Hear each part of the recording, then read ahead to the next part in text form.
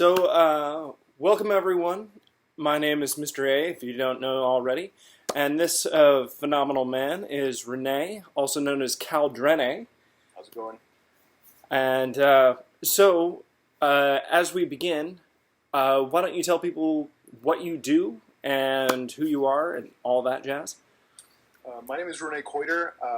I was born in Argentina, but grew up most of my life in the Netherlands. And I'd say 6 years ago, I moved from the Netherlands to the United States, where I got a job in Blizzard Entertainment, which is a video games company. And I've worked there ever since, like seven years almost. That's awesome. What do you do there? Or can we ask? I used to be part of the web team over there. I was a graphic designer for a long while, for 6 years. But I recently, 4 or 5 months ago, there was this new position available in our video production team, which was the role of a motion graphics artist, which is basically the same thing. It's like being a graphic designer, but you get to do more animation and more be more involved in video production. So I took that job, and it's fun, a lot of fun. It's basically the same thing. You get to work with a lot of departments, and you get to pump out a lot of projects. And essentially, what I do, I make things pretty. That's my job, with pretty colors and a cool motion. Very cool. So you are kind of the person I look to when I think of breaking the mold of what a nerd is.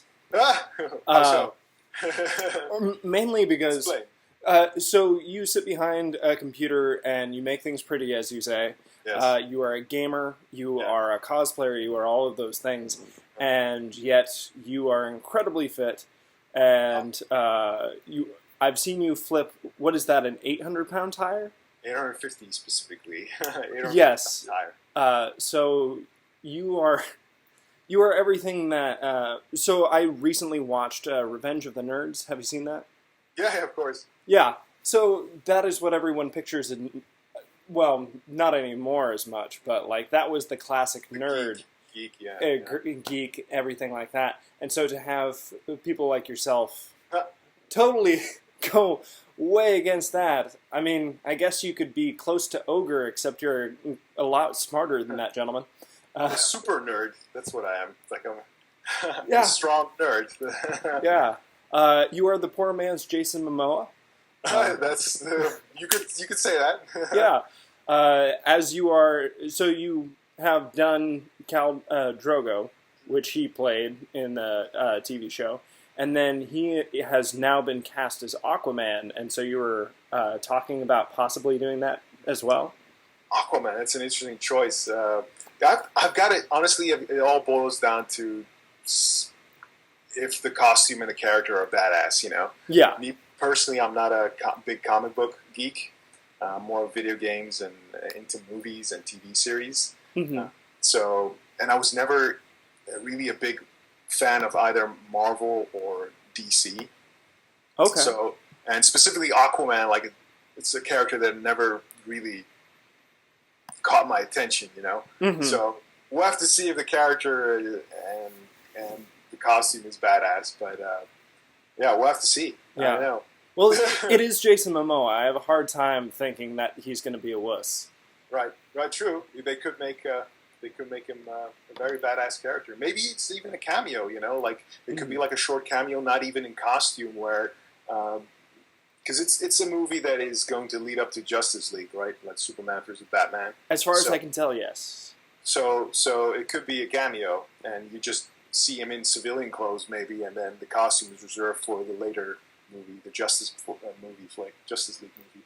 So I don't know. Maybe. Who knows? We'll have to see. Yeah. It seems to be a small part, though, I think. I'm guessing so, mainly because they've been focusing on Batman and Superman, of course, but then Wonder Woman has been the big one that they kind of talked about. So that's a big trio. Yeah. They're the three heavy hitters. Although Jean, the Martian Manhunter, I'm not sure if, one, they're going to bring him in, two, how they would bring him in, because that's bringing in aliens, and I guess Superman is an alien, so they've already done that. Never mind. But I would rather see Jason Momoa as Lobo. That would be, I think, a very good fit for him. that would be awesome. I think Rock is going to be Shazam. Oh, really? Yeah, which is awesome because it is a little kid who gets to be a huge adult, and I think The Rock can pull that one off. Uh, but yeah, Lobo would be a phenomenal character to throw in the mix, especially since he can actually take on all the heavy hitters. Yeah, like he's a kind of like an anti-Superman in a way. He's this super strong bounty hunter, on a bike, and totally comical character. So Yeah, I think DC has like because Marvel had a big hit with Guardians of the Galaxy. I think Lobo, having an adventure with Lobo, it could be in the same vein, where it's like a criminal, doing all this goofy stuff, but still having some kind of action in there. That flick, it could be DC's Guardians of the Galaxy. I don't know why they haven't tried before of doing that. Maybe because of Guardians of the Galaxy being such a huge hit, they could probably explore that route. But that'd be cool. I really hope they do. Did you see that the lost footage of Deadpool that got released not too long ago? Was it the CG one? Yeah. Yeah. I've seen that one. Yeah. I hope that prompts them to actually make the good Deadpool movie that they were talking about for so long. And I think actually, if Deadpool went off, Lobo would get greenlighted a lot easier. Mainly because Deadpool is so comical and so violent. And I think if they could prove that that would make money, I think Lobo, since he is comical and violent, would be a lot easier to pass. Totally. So, I have to ask, what prompted you to get into cosplay in the first place? It started out because of course, I work for Blizzard, and we have these annual conventions. It's called BlizzCon. It's held almost yearly now in Anaheim. Yeah. And back in 2009, which was, I think, my third BlizzCon or fourth, I just decided to dress up as one of the characters. It was planned like 5 or 6 months before. Like, hey, what can I do? Because I'm in a position where some of the employees, they get to do shifts at BlizzCon, and they get to work on the floor. But I'm in a position where I have to do a lot of work before the show, either making a lot of websites or now videos, and they get released on the day of BlizzCon. So it's very busy leading up to BlizzCon, but on the day of, everything's released for me, and so I get to tour the convention floor, and so I did that for 2 or 3 years, and like the third or fourth year, I decided, like, wow, what can I do? It's because once you've seen it for 3 or 4 years, BlizzCon, you've basically seen it all. You know the floor setting. So and a different way to entertain myself was to, because I was already checking out a lot of the cosplayers, and I was like, wow, that sounds kind of fun to dress up as one of the fictional characters, and then the question was, which character would I do? What you see a lot of in BlizzCon is that a lot of since World of Warcraft is one of our most popular one, you get a lot of not character specific cosplays, but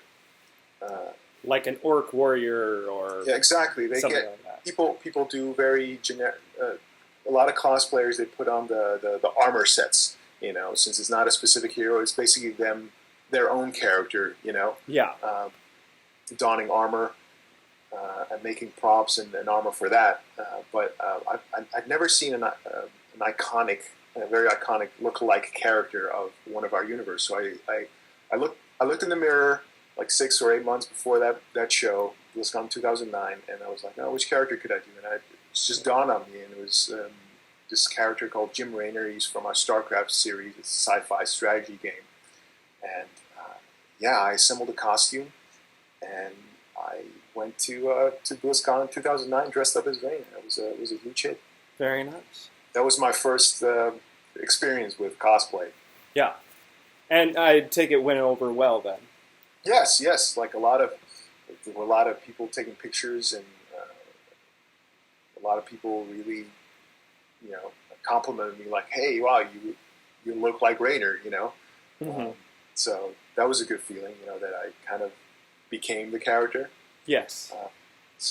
And I did that for a second year, which was BlizzCon 2011, and I got help from a buddy who was dressed up as his ghost unit, so we were like the StarCraft team. Yeah. And then you get, of course, what I've realized is that when you tag team certain cosplays and you're in theme, dressed up as different characters but from the same kind of universe, you get so much more attention. It's better doing it in a group setting. It's more fun too because you can do different poses, you can do all kinds of shenanigans. Together is probably good. The more the merrier, basically. Well, speaking of more the merrier, I saw photos from San Diego Comic-Con with you and a plethora of Khaleesi. So that was fun. That was a lot of fun. I did not expect this gathering of all these Khaleesi's, but that was very nice. Yeah, but I don't know. Are there any other Khal Drogos that you saw? I saw 3 others, I think. Okay. 3 others. I don't know, what's... Because you see a lot of Daenerys, you see a lot of Khaleesi's, right? Yeah. Daenerys, people cosplaying Daenerys' character. But you don't see a lot of guys doing Drogo, and I don't know why that is. Is it because, either there's more females in the cosplay world, and they love dressing up as these powerful, female characters, or is it that, Drogo is such a difficult character to pull off, because, he's got a mane, he's got all this makeup, and... I think a lot of it, so if you're looking at men cosplaying in general, I think it's a little out of most people's wheelhouses, putting on makeup, putting on costumes. For me, it was normal because I did theater all my life, but for the average guy, I think that might be a little bit... That first step could be very hard. That's my one thought. For Drogo in particular, I get the feeling because he is shirtless, there are a lot of us that's also a big step. And you pull it off well, sir. Well, so, thanks. Yeah. I get your point, though. The first time I did Drogo was actually for a Halloween party at Blizzard. It was almost a year ago in November. And, building up to that, I had to muster a lot of courage, to, go half naked and perform before your employees and your colleagues. It's like this ballsy, man. I had to muster a lot of courage. So, but I'm glad I pulled it off. Yeah. Has it gotten easier now that you've been doing it for a little bit? Oh yeah, totally. You get accustomed to it. It's it's not different than going to the beach, I guess. Yeah. But with a lot more makeup and, hair extensions on. Yeah. How much of that is hair? I know your beard. Didn't you grow it out a little bit for that? Yeah, as you can see, I've got curly hair. It's fairly not long, but it's just fairly good. But you have to get that length in order to get the extensions in. And I have a hairstylist. Her name is Celeste, and she does all my hair work. I teamed up with her for Drogo specifically, and she's just a mistress of hair, and she can just pull that off too, including the beard as well, Yeah. Very cool. Are seeing me move? Is the video okay? Actually, you are frozen currently. Shall we try? Let's hang up and see if we can't get you started again. Cool. All right.